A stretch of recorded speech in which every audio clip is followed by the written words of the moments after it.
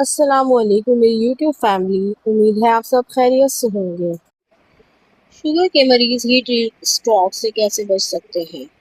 सबसे पहले नंबर पर आपने हर 15 मिनट बाद एक गिलास पानी ज़रूर पीना है, क्योंकि पानी की कमी से शुगर अचानक ज़्यादा हो सकती है।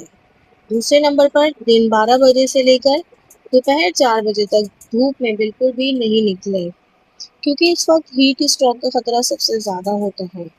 तीसरे नंबर पर हल्के और सूती कपड़े पहने और ज़्यादा से ज़्यादा ठंडी जगह पर रहने की कोशिश करें।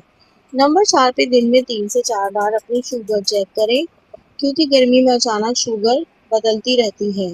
पाँचवें नंबर पर अगर आपको पसीना ज़्यादा आए या सर चकराने लगे या उल्टी आने लगे या शुगर 350 से क्रॉस कर जाए तो फ़ौरन हॉस्पिटल जाना चाहिए।